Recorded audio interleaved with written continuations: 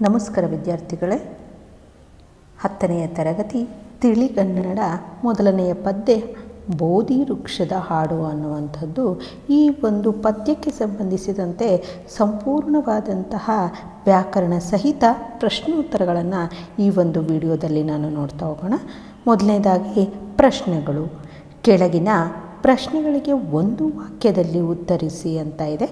ಮೊದಲನೆಯ ಪ್ರಶ್ನೆ, ಸಿದ್ಧಾರ್ಥ ಬುದ್ಧನಾದ ಪರಿಯನ್ನು ಕವಿ ಎಂತಹ ಕಥೆಯೆಂದು ಬಣ್ಣಿಸಿದ್ದಾರೆ? ಉತ್ತರ, ಕವಿಯು ಸಿದ್ಧಾರ್ಥ ಬುದ್ಧನಾದ ಪರಿಯನ್ನು ಯುದ್ಧ ಬಿಟ್ಟು ಪ್ರೀತಿ ಕೊಟ್ಟ ಕಥೆಯೆಂದು ಬಣ್ಣಿಸಿದ್ದಾರೆ. ಸಿದ್ಧಾರ್ಥ ಯಾರ ಹಾಗೂ ಯಾವುದರ ಮೋಹವನ್ನು ತೊರೆದನು? ಉತ್ತರ, ಸಿದ್ಧಾರ್ಥನು ಮಡದಿ, ಮಗು ಮತ್ತು ಅರಮನೆಯ ಮೋಹವನ್ನು ತೊರೆದನು.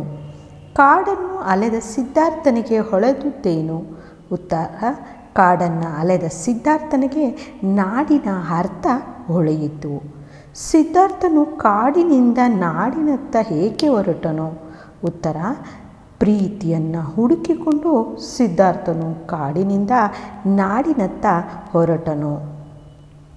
ಸಿದ್ಧಾರ್ಥನು ಕಂಡುಕೊಂಡ ಬದುಕಿನ ಗೂಢಾರ್ಥವೇನು?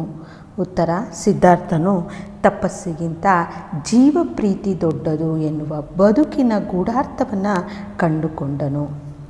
ಬೋಧಿ ವೃಕ್ಷದ ಹಾಡು ಯಾರ ಜೀವನವನ್ನು ಕುರಿತು ತಿಳಿಸುತ್ತದೆ? ಉತ್ತರ, ಬೋಧಿ ವೃಕ್ಷದ ಹಾಡು ಸಿದ್ಧಾರ್ಥನು ಬುದ್ಧನಾದ ಬಗೆಯನ್ನು ತಿಳಿಸುತ್ತದೆ. ಬುದ್ಧನು ಅರಿತುಕೊಂಡ ಬದುಕಿನ ಸತ್ಯವೇನು? ಉತ್ತರ, ಬುದ್ಧನು ಜೀವನ ಪ್ರೀತಿಯ ಎದುರು ಉಳಿದುದೆಲ್ಲವೂ ನಶ್ವರವೆಂದು ಬದುಕಿನ ಸತ್ಯವನ್ನು ಆತ ಅರಿತನು. ಮುಂದಿನದು, ಕೆಳಗಿನ ಪ್ರಶ್ನೆಗಳಿಗೆ 3-4 ವಾಕ್ಯಗಳಲ್ಲಿ ಉತ್ತರಿಸಿ. ಸಿದ್ಧಾರ್ಥನಿಗೆ ನಾಡಿನ ಅರ್ಥ ತಿಳಿದ ಸಂದರ್ಭವನ್ನು ಕವಿ ಏನೆಂದು ಬಣ್ಣಿಸಿದ್ದಾರೆ? ಉತ್ತರ, ಸಿದ್ಧಾರ್ಥನು ಕಾಡುಗಳಲ್ಲಿ ಅಲೆದಾಡಿದ ಹಾಗೆ ಸುತ್ತಾಡುತ್ತಿರುವಾಗಲೇ ಅವನಿಗೆ ನಾಡಿನ ಅರ್ಥ ಹೊಳೆಯಿತು. ಅದು ತಿಳಿಯುವ ಸಂದರ್ಭದಲ್ಲಿ ಅವನಿಗೆ ದೂರದಿಂದಲೇ ಕೋಗಿಲೆಯ ಹಾಡು ಕೇಳಿದಂತೆ ಅನಿಸಿತು. ಆಕಾಶದಲ್ಲಿ ಶುಕ್ರ ಗ್ರಹದ ಅದೇ ತಾನೇ ಬೆಳಕು ಬೀರುವಂತೆ ತೋರಿತು. ಅರಳಿ ಮರದಲ್ಲಿ ಅವನಿಗೆ ದಿವ್ಯ ಜ್ಯೋತಿ ಕಂಡಿತು. ಸಿದ್ಧಾರ್ಥನು ಬುದ್ಧನಾದ ಸಂದರ್ಭದಲ್ಲಿ ಕಾಡಿನ ತುಂಬ ಪ್ರೀತಿ ಹೇಗೆ ತುಂಬಿಕೊಂಡಿತು? ಉತ್ತರ, ಮರವನ್ನು ತಬ್ಬಿಕೊಂಡು ಬೆಳೆದ ಬಳ್ಳಿಗಳಲ್ಲಿ ಹೂವುಗಳು ಹರಳಿದವು. ಹಕ್ಕಿ ತನ್ನ ಮರಿಗೆ ಗುಟುಕನ್ನಿತ್ತಿತ್ತು. ಇರುವೆಗಳ ಗುಂಪು ತಮ್ಮ ನೆಲೆಯಿಂದ ಸಾಲಾಗಿ ನಡೆದವು. ಬೆಳ್ಳಕ್ಕಿಗಳು ಆಕಾಶದಲ್ಲಿ ಹಾರಾಡಿದವು.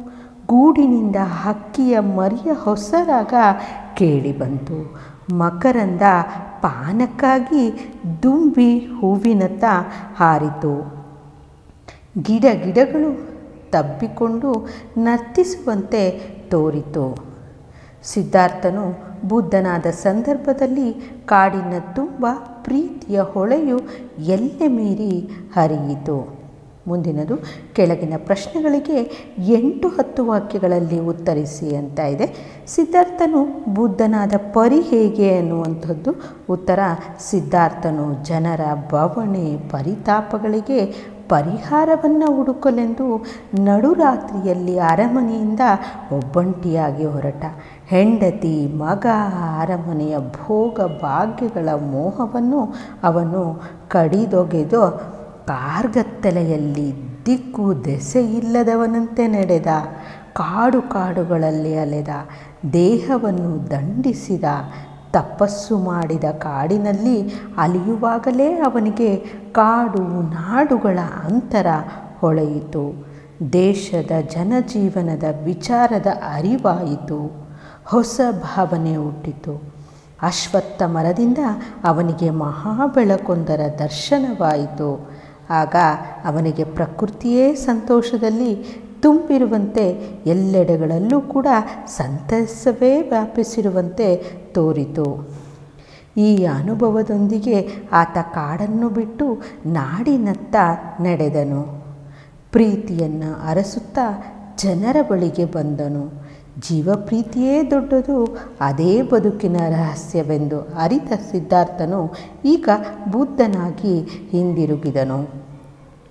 ಸಿದ್ಧಾರ್ಥ ಬುದ್ಧನಾದ ಸಂದರ್ಭದಲ್ಲಿ ಪ್ರಕೃತಿ ಕವಿಗೆ ಹೇಗೆ ಕಂಡು ಬಂದಿತು? ಉತ್ತರ: ದೂರದಲ್ಲೆಲ್ಲೋ ಕೋಗಿಲೆಯ ಇಂಪಾದಗೆಯನ್ನು ಕೇಳಿದಂತೆ, ಆಗಷ್ಟೇ ಆಕಾಶದಲ್ಲಿ ಶುಕ್ರ ಗ್ರಹ ಮೂಡಿ ಬೆಳಕು ಬೀರಿದಂತೆ, ಮರವನ್ನು ತಬ್ಬಿದ ಬಳ್ಳಿಯಲ್ಲಿ ಹೂವು ಹರಳಿದಂತೆ, ಹಕ್ಕಿಯು ಮರಿಗೆ ಕುಟುಕನ್ನು ಕೊಟ್ಟು ಹಾರಿಹೋದ ಹಾಗೆ, ಇರುವೆಗಳ ಗುಂಪು ಹುತ್ತದಿಂದ ಹೊರಹೊರಟು ಆಹಾರವನ್ನರಸಿ ಸಾಲು ಸಾಲಾಗಿ ನಡೆದ ಹಾಗೆ, ಆಕಾಶಕ್ಕೆ ಏರುವಂತೆ ಬೆಳ್ಳಕ್ಕಿಗಳು ಗುಂಪಾಗಿ ಹಾರಿದ ಹಾಗೆ ಸಿದ್ಧಾರ್ಥ ಬುದ್ಧನಾದ ಸಂದರ್ಭ ಕವಿಗೆ ಕಂಡಿದೆ. ಅಲ್ಲದೆ ಪ್ರೀತಿಯ ನದಿಯು ಕಾಡಿನಲ್ಲೆಲ್ಲ ತುಂಬಿ ಹರಿದ ಹಾಗೆ, ಹಕ್ಕಿಯ ಗೂಡಿನಿಂದ ಹೊಸ ರಾಗವೊಂದು ಕೇಳಿಸಿದಂತೆ, ಮಧುಪಾನದ ಆಸೆಯಿಂದ ದುಂಬಿಯು ಹೂವನ್ನು ಕೂಡಿದ ಹಾಗೆ, ಗಿಡಗಳು ತಪ್ಪಿಕೊಂಡು ಸಂತಸದಿಂದ ಕುಣಿಯುತ್ತಿರುವಂತೆಯೂ ಕವಿಗೆ ಕಾಣಿಸಿದೆ. ಸಂದರ್ಭದೊಡನೆ ವಿವರಿಸಿ. ಗೊತ್ತು ಗುರಿ ಇಲ್ಲದೆ ಕತ್ತಲಲ್ಲಿ ನಡೆದನು ಅನ್ನುವಂಥದ್ದು ಈ ಒಂದು ಆಯ್ಕೆಯನ್ನು ನೋಡೋದಾದರೆ, ಬಸವರಾಜ್ ಸಬರದ ಅವರ ಬೋಧಿ ವೃಕ್ಷದ ಹಾಡು ಕವನದಿಂದ ಈ ಸಾಲನ್ನು ಆಯ್ದುಕೊಳ್ಳಲಾಗಿದೆ. ಸಂದರ್ಭವನ್ನು ನೋಡೋದಾದರೆ, ಸಿದ್ಧಾರ್ಥನು ಬುದ್ಧನಾಗಲು ಹೊರಟಾಗ ಅವನ ಮನಸ್ಥಿತಿ ಹೇಗಿತ್ತೆಂದು ಕವಿ ಈ ಸಾಲಿನಲ್ಲಿ ಹೇಳಿದ್ದಾರೆ. ಸಿದ್ಧಾರ್ಥ ನಡುರಾತ್ರಿಯಲ್ಲಿ ಒಬ್ಬಂಟಿಯಾಗಿ ಅರಮನೆಯಿಂದ ಹೊರಟನು. ಹೆಂಡತಿಯನ್ನು ಮಗನನ್ನು ಅರಮನೆಯ ವಿಲಾಸ ವೈಭವಗಳನ್ನು ತೊರೆದು ಹೊರಬಂದನು. ಕಗ್ಗತ್ತಲೆಯಲ್ಲಿ ನಡೆಯುತ್ತಿದ್ದ ಅವನಿಗೆ ಎತ್ತ ಸಾಗಬೇಕು, ಯಾರನ್ನು ನೋಡಬೇಕು, ಏನು ಮಾಡಬೇಕು ಎನ್ನುವ ನಿಖರವಾದ ಧೈರ್ಯಗಳಾವುವೂ ಅವನ ಕಣ್ಣ ಮುಂದೆ ಇರಲಿಲ್ಲ. ಸಿದ್ಧಾರ್ಥ ಅರಮನೆಯನ್ನು ತೊರೆದು ಹೊರಟಾಗ ತನ್ನ ಗುರಿ ಹಾಗೂ ಅದರ ಸಾಧನೆಯ ಬಗೆಗೆ ನಿಖರತೆ ಇಲ್ಲದೆ ನಡೆದ. ಅವನ ಕತ್ತಲೆಯಲ್ಲಿ ನಡೆಯುತ್ತಿದ್ದ ಅವನ ಗುರಿಯು ಕತ್ತಲೆಯಲ್ಲಿ ಅಡಗಿದಂತಿತ್ತು ಎಂದು ಕವಿ ಅಭಿಪ್ರಾಯಪಟ್ಟಿದ್ದಾರೆ. ಕಾಡ ತುಂಬ ಪ್ರೀತಿ ಹೊಳೆಯು ಕೋಡಿಯಂತೆ ಹರಿಯಿತು ಅನ್ನುವಂಥದ್ದು ಈ ಒಂದು ವಾಕ್ಯದ ಸಂದರ್ಭವನ್ನು ನೋಡೋದಾದರೆ, ಸಿದ್ಧಾರ್ಥನು ಬುದ್ಧನಾದಾಗ ಪ್ರಕೃತಿಯ ಪ್ರತಿಕ್ರಿಯೆಯನ್ನು ಕವಿ ಹೀಗೆ ಹೇಳಿದ್ದಾರೆ. ಸಿದ್ಧಾರ್ಥನಿಗೆ ಪ್ರಕೃತಿಯ ನಡುವೆ ಬೋಧಿ ವೃಕ್ಷದಡಿಯಲ್ಲಿ ಹೊಸ ಬೆಳಕು ತೋರಿ ಅವನು ಬುದ್ಧನೆನಿಸಿದ. ಅವನ ಮನಸ್ಸು ಶರೀರಗಳಲ್ಲಿ ಜನ ಪ್ರೀತಿಯು ತುಂಬಿ ತುಳುಕಿತು. ಪ್ರಕೃತಿಯಲ್ಲೂ ಅದರ ಪ್ರತಿಫಲನ ಕಂಡಂತೆ ಆಯಿತು. ಕಾಡಿನಲ್ಲೆಲ್ಲ ಪ್ರೀತಿಯ ಹೊಳೆಯು ಎಲ್ಲೆ ಮೀರಿ ಹರಿಯುತ್ತಿದ್ದಂತೆ ತೋರಿತೆಂದು ಕವಿ ಆ ಸಂದರ್ಭವನ್ನು ವರ್ಣಿಸಿದ್ದಾರೆ. ಪ್ರೀತಿಯನ್ನು ಹುಡುಕಿಕೊಂಡು ಜನರ ಕಡೆಗೆ ಬಂದನು ಅನ್ನುವಂಥದ್ದು ಸಂದರ್ಭ.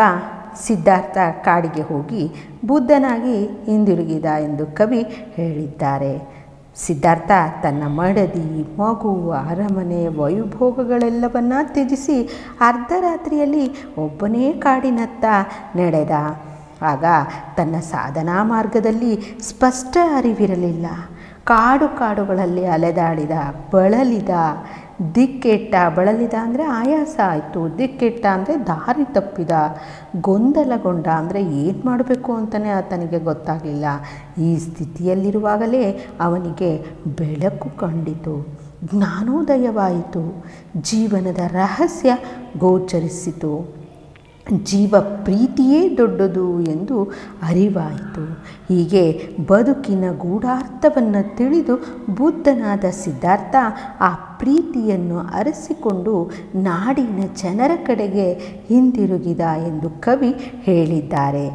ಸಿದ್ಧಾರ್ಥ ನಾಡನ್ನು ತೊರೆದು ಕಾಡಿಗೆ ಹೋದ. ಬುದ್ಧನಾಗಿ ಮತ್ತೆ ನಾಡಿಗೆ ಮರಳಿದ. ನಾಡಿಗೆ ಅವನು ಮರಳಿದ ಕಾರಣವನ್ನು ಕವಿ ಇಲ್ಲಿ ವಿಶದಪಡಿಸಿದ್ದಾರೆ. ಮುಂದಿನದು ಭಾಷಾಭ್ಯಾಸವನ್ನು ನೋಡೋಣ. ಕೆಳಗಿನ ಸಮಾಸ ಪದವನ್ನು ವಿಗ್ರಹ ವಾಕ್ಯ ಮಾಡಿ ಸಮಾಸದ ಹೆಸರು ತಿಳಿಸಿ ಅಂತ ಇದೆ. ಮಧ್ಯರಾತ್ರಿ ಎನ್ನುವಂಥದ್ದು ರಾತ್ರಿಯ ಪ್ಲಸ್ ಮಧ್ಯರಾತ್ರಿ, ಇದು ಅಂಶಿ ಸಮಾಸಕ್ಕೆ ಉದಾಹರಣೆ. ಹಾಗೆ ಅರಮನೆ ಅನ್ನುವಂಥದ್ದು ಅರಸನ ಪ್ಲಸ್ ಮನೆ ಅರಮನೆ, ಇದು ತತ್ಪುರುಷ ಸಮಾಸಕ್ಕೆ ಉದಾಹರಣೆ. ಹೊಸರಾಗ ಹೊಸತು ಪ್ಲಸ್ ರಾಗ ಹೊಸರಾಗ, ಇದು ಕರ್ಮಧಾರಯ ಸಮಾಸಕ್ಕೆ ಉದಾಹರಣೆ. ಹಿಂಡುಗಟ್ಟಿ ಹಿಂಡನ್ನು ಪ್ಲಸ್ ಕಟ್ಟಿ ಹಿಂಡುಗಟ್ಟಿ, ಇದು ಕ್ರಿಯಾ ಸಮಾಸಕ್ಕೆ ಉದಾಹರಣೆ. ಮುಂದಿನದು ಕೆಳಗಿನ ಪದಗಳನ್ನು ಸ್ವಂತ ವಾಕ್ಯದಲ್ಲಿ ಬರೆಯಿರಿ ಅಂತ ಇದೆ. ಮೊದಲನೇದು ಮೋಹ. ಈಗೀಗ ಜನರಿಗೆ ಹಣದ ಮೋಹ ಹೆಚ್ಚಾದಂತೆ ಕಾಣುತ್ತಿದೆ. ಜೀವಪ್ರೀತಿ. ಮಹಾವ್ಯಕ್ತಿಗಳಲ್ಲಿ ಜೀವಪ್ರೀತಿ ವಿಶಿಷ್ಟವಾಗಿರುತ್ತದೆ. ಗೊತ್ತು ಗುರಿ ಅನ್ನುವಂಥದ್ದು ಯಾವ ಕೆಲಸ ಮಾಡುವಾಗಲೂ ಗೊತ್ತು ಗುರಿ ಇರಬೇಕು, ಅದ್ರ ಬಗ್ಗೆ ತಿಳ್ಕೊಂಡು ಅದಕ್ಕೆ ಸರಿಯಾದಂತಹ ಗುರಿಯನ್ನು ಹೊಂದಿರಬೇಕು ಅನ್ನುವಂಥದ್ದು. ಮಹಾಬೆಳಕು. ವಿವೇಕಾನಂದರು ಅಮೇರಿಕನ್ನರಿಗೆ ಮಹಾಬೆಳಕನ್ನು ತೋರಿದರು. ಮುಂದಿನದು ಕೆಳಗಿನ ಪದಗಳಿಗೆ ತತ್ಸಮ ತದ್ಭವ ರೂಪ ಬರೆಯಿರಿ ಅಂತ ಇದೆ. ಯುದ್ಧ ಅನ್ನುವಂಥದ್ದಕ್ಕೆ ಯುದ್ಧ, ವೀರ ಅನ್ನುವಂಥದ್ದಕ್ಕೆ ಬೀರ, ಅಡವಿ ಅನ್ನುವಂಥದ್ದಕ್ಕೆ ಅಟವಿ, ಹಕ್ಕಿ ಅನ್ನುವಂಥದ್ದಕ್ಕೆ ಪಕ್ಷಿ. ಹಾಗೆ ಮುಂದಿನದು ಕೆಳಗಿನ ಪದಗಳಿಗೆ ಸಮಾನಾರ್ಥಕ ಪದಗಳನ್ನು ಬರೆಯಿರಿ ಅಂತ ಇದೆ. ಹಿಂಡು ಅಂದರೆ ಗುಂಪು. ಹಾಗೆ ರಸ ಹೊರಡುವಂತಹದ್ದನ್ನು ಅಮುಕುವಂಥದ್ದು ಅಥವಾ ತಿರುಚುವಂಥದ್ದು, ಹಾಲನ್ನು ಕರೆಯುವಂಥದ್ದು ಅಥವಾ ಪೀಡಿಸುವಂಥದ್ದು ಅಂತ ಅರ್ಥ. ಹೊಳೆ ಅಂದರೆ ನದಿಗೂ ಕೂಡ ಹೊಳೆ ಅಂತ ಕರೀತಾರೆ. ಹಾಗೆ ಮಿನುಗು, ಸ್ಫುರಿಸು, ಗೋಚರಿಸು. ತೊರೆ ಅಂದರೂ ಕೂಡ ಅಷ್ಟೇ. ಹೊಳೆ, ಬಿಡು, ತ್ಯಜಿಸು, ಮೊಲೆಯಿಂದ ಹಾಲು ತೊಟ್ಟಿಡು. ಹಾಗೆ ಕಾಡು ಅಂತ ಇದೆ, ಅದಕ್ಕೆ ಅಡವಿ, ಅರಣ್ಯ, ಪೀಡಿಸು, ಅನಾಗರಿಕವಾದುದು. ಅಲೆ ಅಂದರೆ ನೀರಿನ ತೆರೆ, ಗುರಿ ಇಲ್ಲದೆ ತಿರುಗಾಡು. ಇಷ್ಟು 10ನೇ ತರಗತಿ ತಿಳಿಗನ್ನಡಕ್ಕೆ ಸಂಬಂಧಿಸಿದಂತೆ ಮೊದಲನೆಯ ಪದ್ಯ ಬೋಧಿ ವೃಕ್ಷದ ಹಾಡು ಪದ್ಯಕ್ಕೆ ಸಂಬಂಧಿಸಿದಂತೆ ಸಂಪೂರ್ಣವಾದಂತಹ ಪ್ರಶ್ನೋತ್ತರಗಳಾಗಿತ್ತು. ಮುಂದಿನ ಗದ್ಯ ಮತ್ತು ಪದ್ಯಗಳಿಗಾಗಿ ಮುಂದಿನ ವಿಡಿಯೋವನ್ನು ವೀಕ್ಷಿಸಿ. ಧನ್ಯವಾದಗಳು.